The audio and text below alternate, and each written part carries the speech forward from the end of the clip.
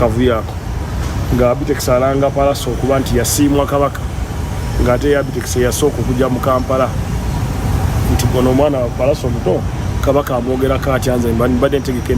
Naye Uganda simanyi gitulaga.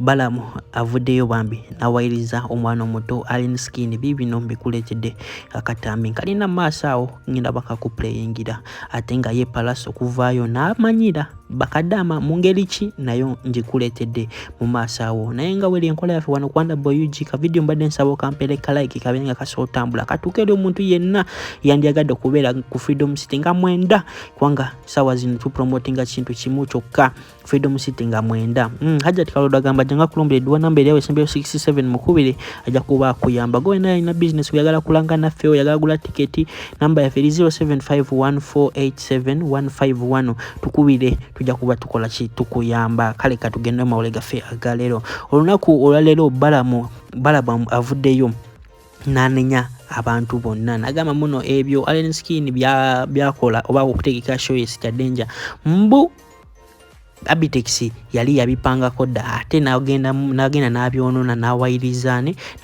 bajjo nagamba nti bajjo yali amugambako dda mbuno abo bakyali bayinza baba balina plan naye nga ngowe mwabiraba buli kimu kyaliwo ku internet walabako nga Allen Skin kintu kyonna nga we bali awo okumukuba kyogamba okumukuba kisobola obeerawo nga bino binyiza bunyiza osobola okkiriza bakukube lwa stunt mpize bamukuba ndoza mwaziraba ye nga tazaayo gwosobola okkiriza bakukuba empeezo ng'olaba nga gwe tozaayo yavuddeyo n'agamba mbu eyo Abitekisi bye yali abala ololo ye Abitekisi yesitya loosi ate ono yesitya danger kati bagenda kukola loosi plus ne mwana Uganda simanyi ate nga ye Pallaso yavuddeyo n'ayogerera bakadama mbu bakadama njagala mubeerewo anti bantu basinga bedda bagamba mbu bakadama be basinga okuwaga Allen Skin okutegeka ekivulu wali Freedom City biki ne mwana njagala mulaba amaanyi ga TikTok Miki asiba bagamba mbu TikTok muginyooma ne TikTok y'amaanyi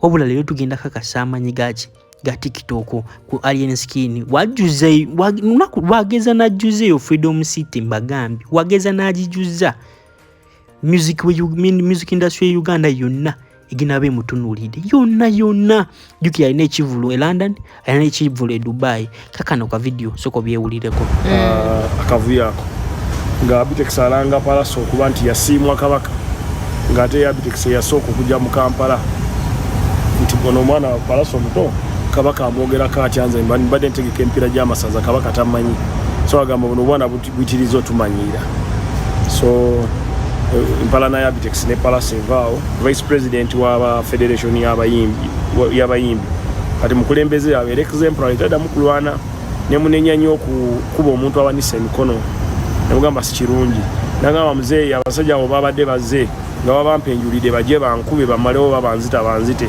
nemugamba basonyiwe ate saba abawagizi bo ne basponsor bo ekisonyiwe bajjo is a leader is a director of research so bajjo wangambye weyangamba nemugamba bajjo Abitekisi muleke nemubuuza shaji yisaani erinnya ya show bagitani City ya danger kati omuyimbi we City ya danger ate promoter we ye City ya Rose kati awuzigenda kwegatta bagenda kusupportinga Allen Skin than Pallaso yes aba balonda balimba boza bintu bali Dubai abalina obudde bwa internet afa bitiibwa bya Pallaso afa alabanga Pallaso amukozeeko erinnya kati Abitekisi alabanga yalina kubeera president wa federation abeere president w'abayimbi bakadama mwenna mutege live mulabe ekigenda okubeera ku Love Fest bambi ali mu Uganda nkusaba tosubwa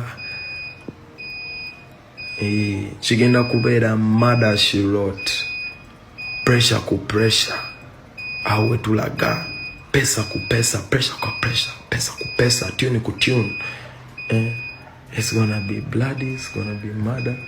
I think I've said good morning to you guys. I think I've given you a little vibe. I think, yes, you guys have enjoyed my platform. I love to share it with you. I love it. Logogo is gonna ask for water. We have fans, and fans, our people love us because of the music. Not because of our failures, but because of our achievements. We are inspiring the world. We are showing you fall 1 time and you stand up 8. That's how the story go. And that's where we going. Please, don't get confused. It's me, Pallaso, Saka Free Boss. Ne Pallaso wagenda okulaba ku bantu bonna bonna boyina okufukirako wakabi ng'olina kuba aliyeni gwembwa. Mwana gwe nno waleese obuzibu wanyizizza emisambwa ne ginyigira nno ddala gwe buladi osobola obutadda.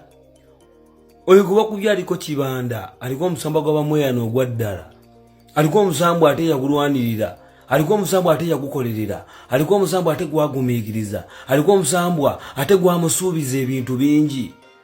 Okuba otya aliyeni Pallaso ogira ebibalabe mu maaso olinga sheke guggwa wena judaga bala bufaanana bubi ovote okubona okubiri aliyeni toddenga mugwe n'okuba mumanye nti mwe mwasobya omwana yatereeza mwene musobya blo. You don't know what you are talking about. Ojafundikira oli mu kyalo brother ate nkubuulidde mu lo you are going to village. Nina kyenjagala okwogerako ku nsonga za alien skin ne Pallaso. Nze nganze mu buntu obwange sandikoze kintu alien skin kyali mukola kati because kati abantu bali mu ku influence eyo. Bw'oba oli mwana wa muntu osooka n'ogamba kino kyenkola munnange nange bali kinkola. Tetugaa nno Pallaso yakola bulungi okukuba like alien skin oba omujjo oba okola ki. Tetugaa nno kirungi. But ate kino kyali mukolo otekayo ekivulu the same day. Because tukiriza mu ngombe egamba nti kyokola munno naye bali kikola. Nze nganze I'm not happy about it. Just kubanga bwe tubanga feba Peter feba musiraamu like erinnya Isma nga eddiini gye tusomamu etulagira okusonyiwa. Nze Phoebe ddiini gye nsomamu endagira okusonyiwa n'abantu abali ku TikTok okuneena muyina wonna we mugenda wabalagira okusonyiwa kabe basabize nabo balimu ak'obuntu kabe baani balimu ak'obuntu kati mmwe mubanga temuyinaamu yadde ak'obuntu akagamba nti muntu munnange kino sandi kimukoze. Nze kyamanyi kiri kimu Ugandans you can forget easily. Temulabanga mukulu alien skin esawa zineno ya boominga ajja kola yakasobi kamu bwekati mulyoke mumulalaase. I've got to know alien skin about people ebintu bye boogera like nampulira alien skin taina mpisa alien until when I said let me search for alien skin mulabe but about ebintu bye babeera kola ki bye babeera boogera. But wotoka ku muntu yennyini it's when you can do what. It's when you can realize that this person going against his limits n'abaako n'ekigambo kyayogera. Kati mu mbeera eno yennyini gye tulimu bantu bannaffe muli kumaakuma omuliro like balya mmere ng'omusajja abadde bana bayimbira ennyimba fellow musician fellow artist totomanyi nti nange leero enkya kiyinza okuntuukako.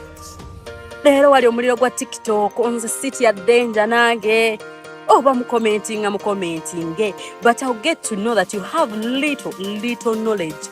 Ekyo nkitegeera bulungi nnyo. Abantu abamu muyina obwongo obutini. I can use my little brain. Ngamba mukulu Pallaso teyakola kyali kibi. Naye bw'aba avuddeyo ate ne yeetonda tumuddiremu because ensobi zikolebwa baki bantu ate sawa yonna naawe kikutuukako ngera bwe kyantuukako naawe kikutuukako kati goveeri nogana nkanteke ekivulugulu naku lwe lumu kibanga agamba nti you would have kugamba mwagala ne Pallaso kugamba mbanga abagala afe agwe I don't